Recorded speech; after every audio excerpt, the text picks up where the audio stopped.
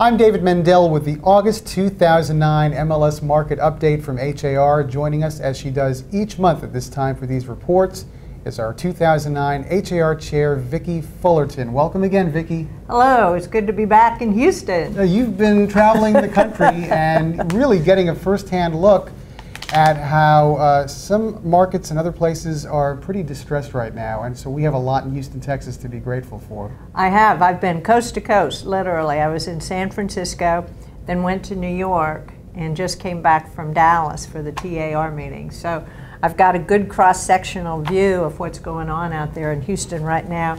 To quote somebody, is looking pretty good right now. Well, we'll get back to that in just a moment. Let's take a quick look, first of all, at how we did in August. First of all, the median price of a single-family home rose to, for the fourth straight month, to the third highest level of 2009, and that was $160,880. Average price hitting its third highest level of the year, and that was $213,396. We continue to see month-over-month volume of single-family home sales climbing, even though we're down year-over-year. And in August, they hit the third highest level of 2009. You know, it's been 24 months exactly since the downturn began. And it looks, all these indications, these last couple of months in particular, are positive indicators. And I mean, you've said this before, that recovery doesn't happen overnight. That's right. But wouldn't you say that we are making progress, at least to the right outcome? I think so, and I think that the analogy I would use is that we have to take baby steps, and these are all baby steps. But I'd also say that August is the month that school children go back to school, and historically August has been a little slower because people are getting children ready to go to school, then they're getting their schedules organized. So August is historically not a real active month, but we'll start to see those numbers pick up. Well, unfortunately, there was enough volume to make up for whatever foreclosure activity we saw, because foreclosures compared to July were flat. They continue to make up just about 16%, and you'll recall that in January they peaked at about 34%. So that's still good news. And with that, let's segue to what you've seen in some of these other real estate-related conferences you've attended in terms of what's going on elsewhere. Well, the two statistics that were most glaring to me was the statistic reported in Phoenix, Arizona, that 90% of all of the closed sales were either foreclosures or short sales.